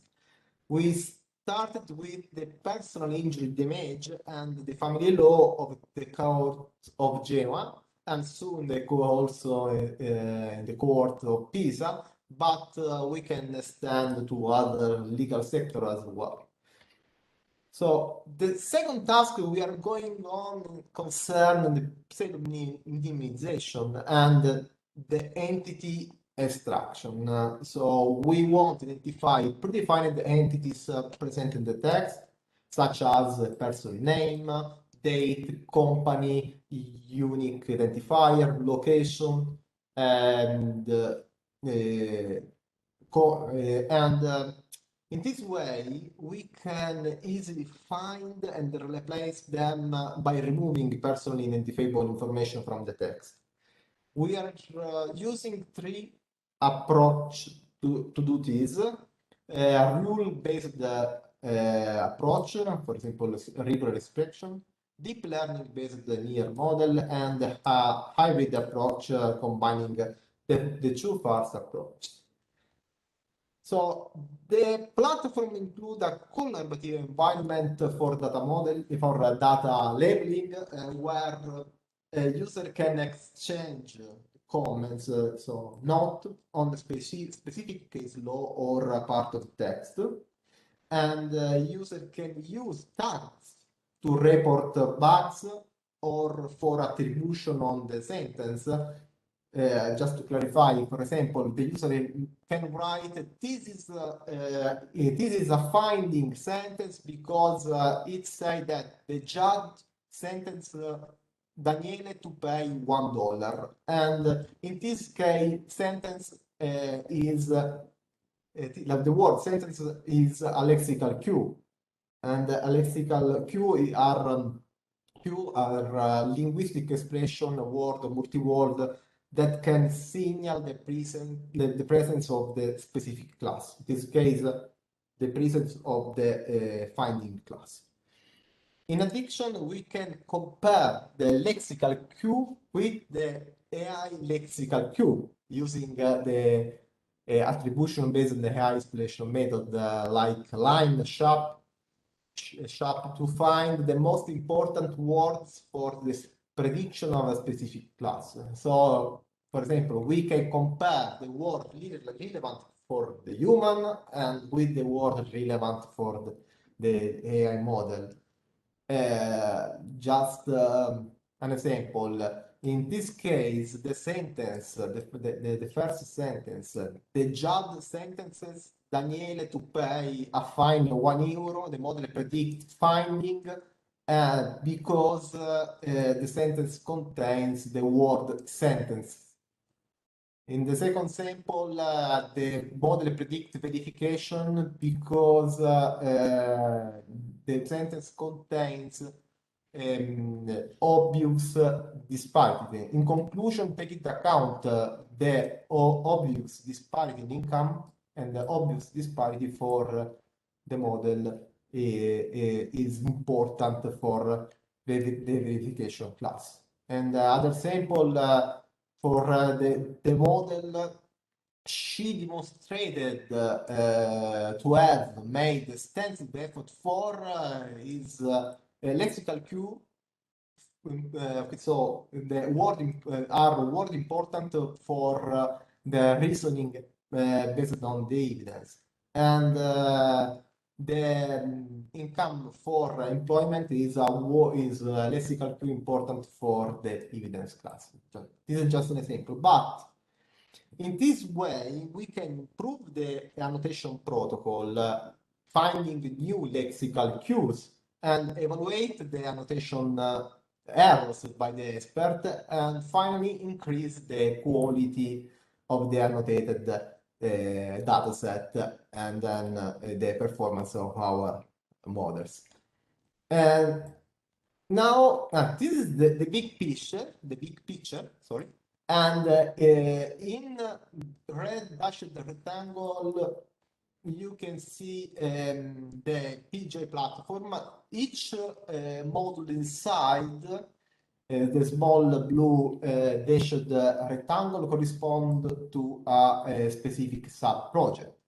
So the ETL stands for extract, transform, load module, convert the raw data to the JSON data, so legal semantic JSON data, and it can attach an anonymized version by interacting with the data anonymization model. The data lake is a centralized repository for handling data, reproducibility, tracking of data experiment, and user can annotate this data, this ls.json data, using the web app for data annotation. In order to train the model for automatic annotation sentence type.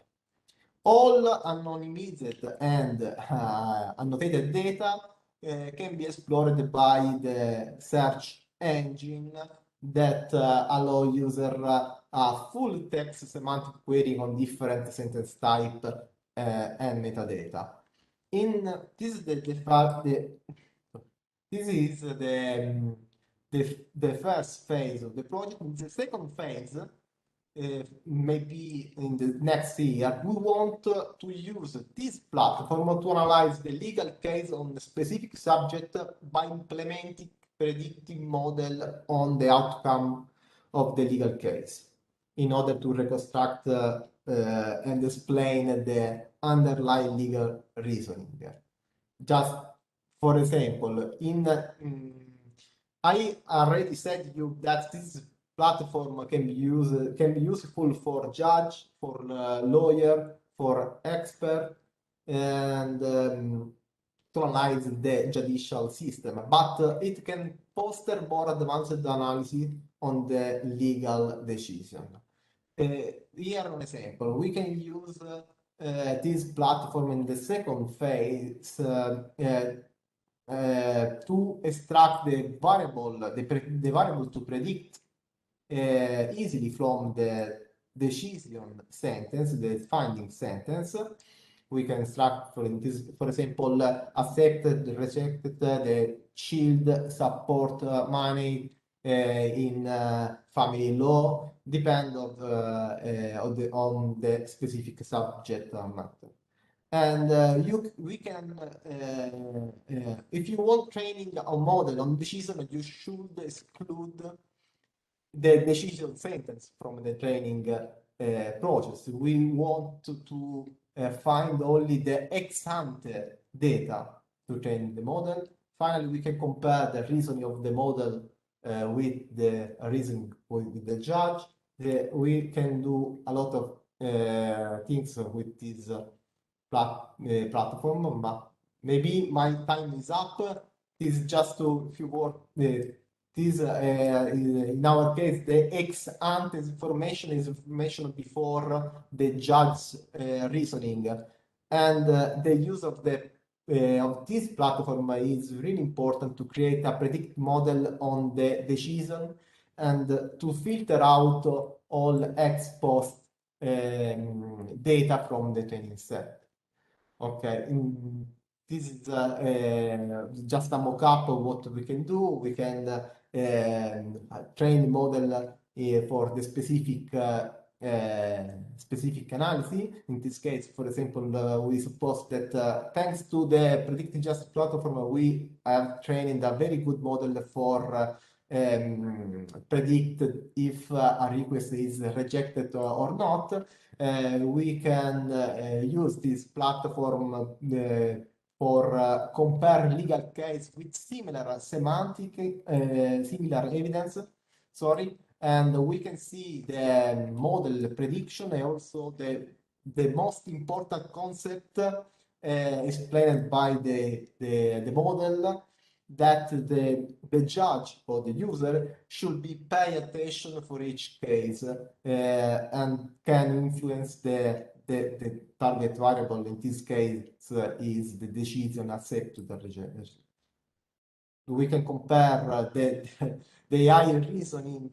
Sorry for AI reasoning. I know it's an inappropriate term, but I use it for syntactic sugar just to provide a clear idea. But we can compare this, the model reasoning with the judge reasoning, and we can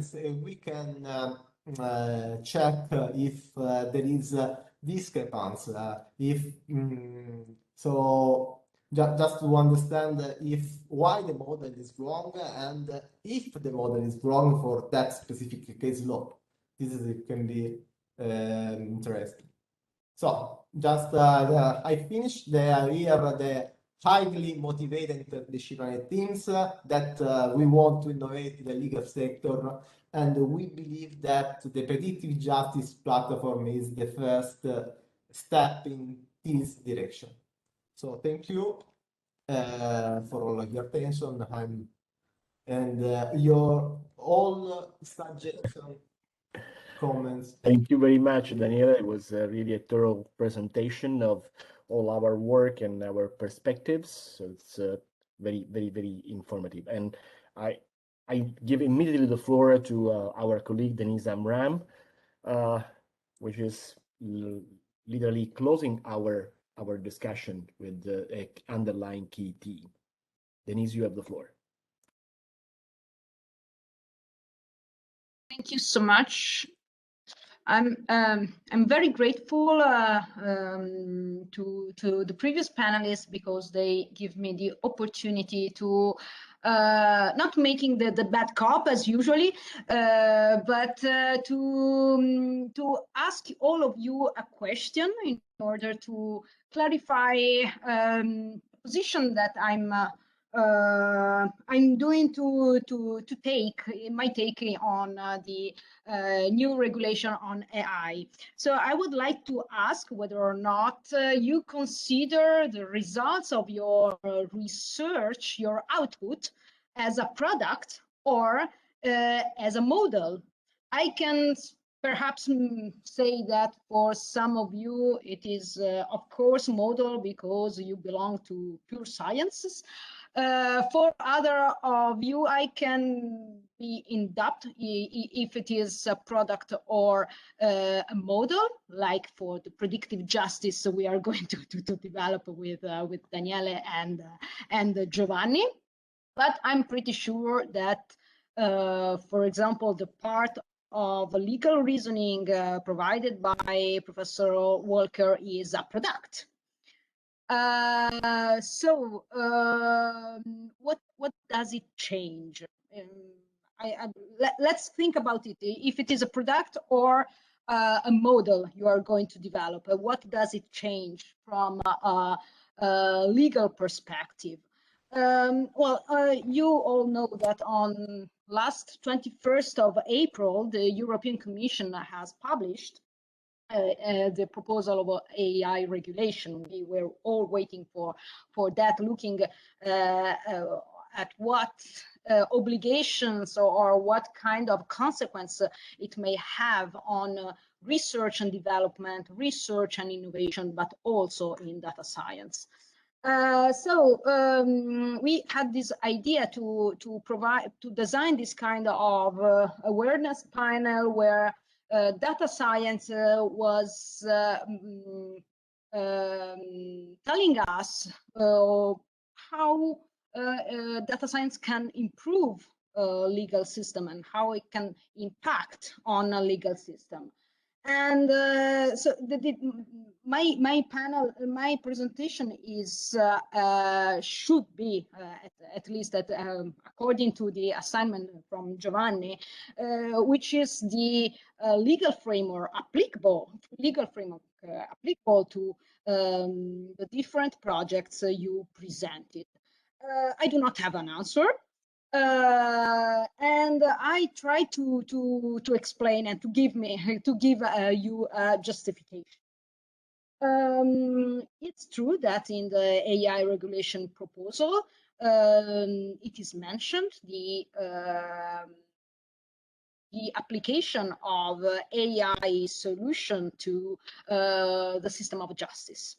It recalls the concept of high-risk databases. That is one of the main concepts of the AI regulation proposal, to which a series of obligations are set in order to be, on the one hand, compliant with fundamental rights protection and the practical ways to be to ensure and to protect fundamental rights in the practical activities. So on the one hand, in terms of compliance, and on the other hand, high-risk databases is a concept that aims at identifying standards to be applicable into different contexts. The AI regulation proposal is characterized by three main, we can say, grounds. The first ground is a ground of risk assessment that is provided by the EU Commission itself in identifying whether or not a given database could be considered as a high-risk one or not. So if it is the more strict, the stricter path of obligations and compliance is applicable if a database is considered as a high-risk one. Another element that is relevant according to the new proposal is the one related to the legal framework that is applicable to the AI solution. This is the so-called new legislative framework that is not new because it's new. It's new because it is a list pre-identified of standards and conformity obligations that shall be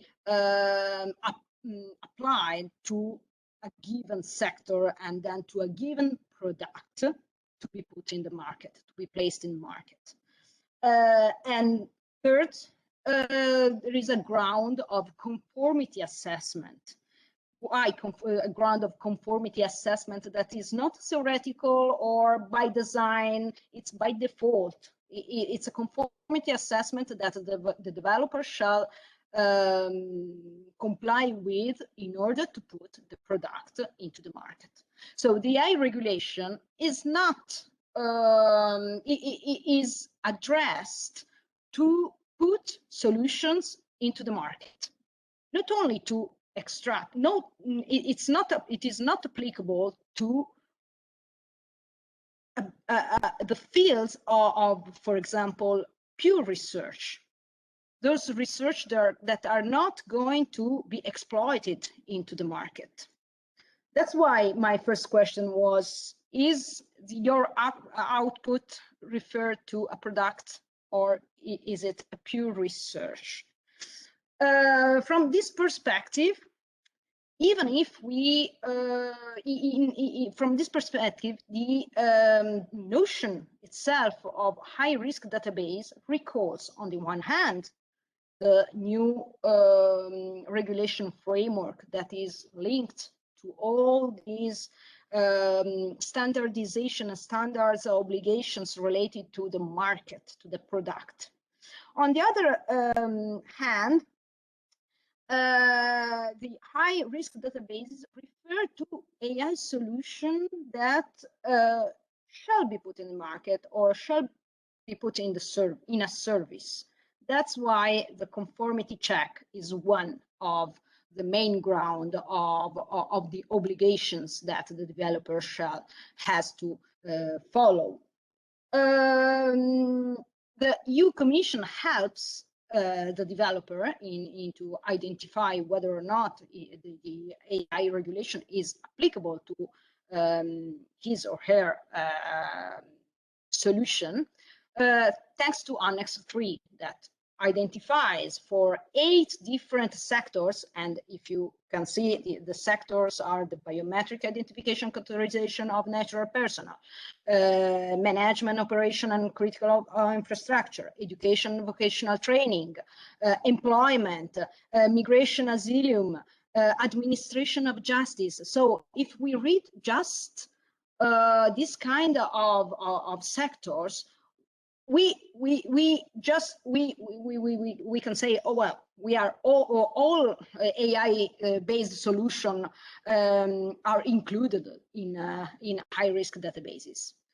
But these 8 sectors, for each sector, there is an example of AI solution that is considered as high-risk database. So as far as our studies on legal system, it's true that the AI solution for predictive justice can be considered as high-risk databases, but not in all the cases. The same approach, and I would like just to notice this, that the same approach has been introduced also for the machinery products proposal of regulation that has been published on the same day of the AI regulation, so on the 21st of April. And this is applicable not to AI solution for products and services, but for assembly fitted with or intended to be fitted with a drive system that, other than directly applied to human or animal effort, consisting of linked parts of components, at least one of which moves and which are joined together with a specific application. So the main risk that this kind of machinery products that you know, it's more evident, the example, because it goes beyond the pure sciences. It's more applicable science, experimental ones. It refers that the ground of risk assessment towards fundamental rights is more referred to the human have fundamental rights, not also to the data protection ones, private life, dignity, and all that grounds that brings the assessment of the AI regulation proposal to provide a path of different grounds and requirements that shall be met in order to produce a trustworthy AI. But so my question when I read the AI regulation was, well, we cannot apply it to the studies that we are developing.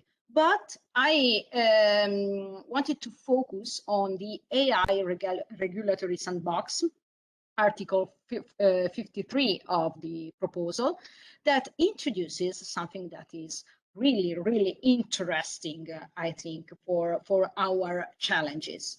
It introduces the possibility for the competent authorities or the European Data Protection Supervisor to create controlled environment that facilitates the development, testing, and validation of innovative AI systems for a limited time in order to be able to create a standardization of the obligations of the supervision, liability, and governance obligations, and to create a robust infrastructure where the AI solution can be tested before being put into the market.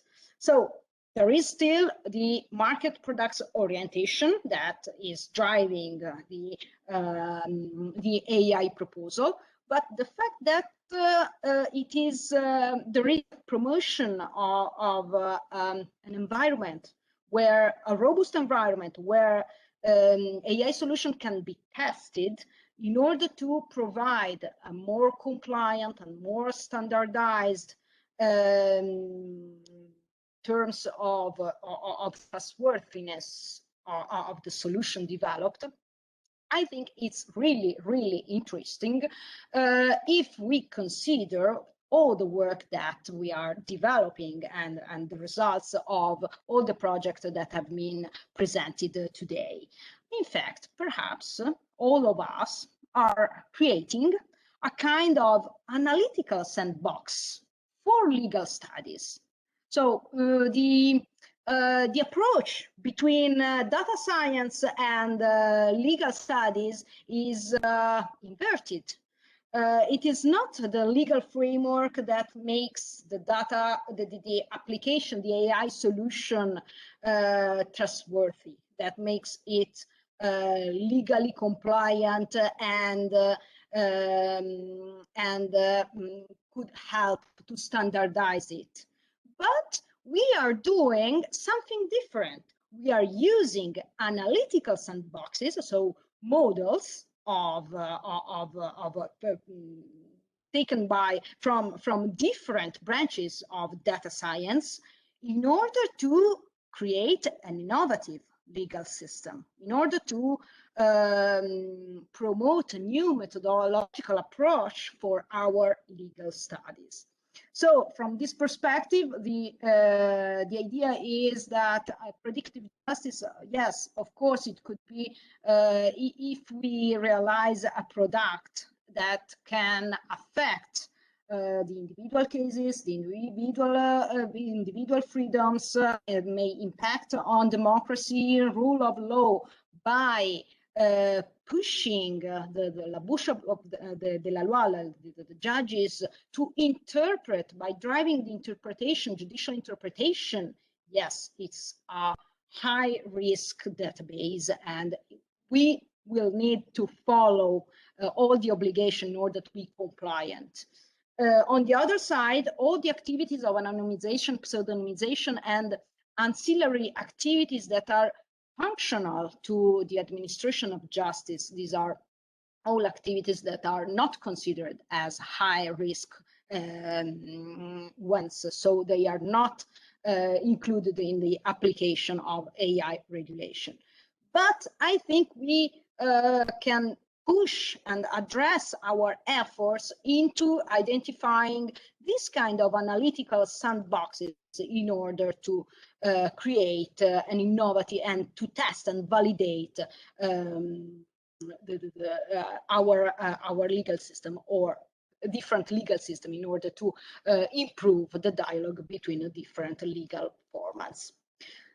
I think at the time we are already in delay, and it was just a provocation in order to try to put together all the different techniques that we heard in the different projects and move towards the legal studies and the contribution that as lawyers we can give to this fantastic adventure, I can say, because it's not a project, just a project. There are many projects and many so stimulating that it's an adventure, and I'm happy to be part of this. Thank you so much. Thank you very much, Denise, for this, which is much beyond the provocation. It's really a framework for a project and then for moving forward. This is very useful and informative.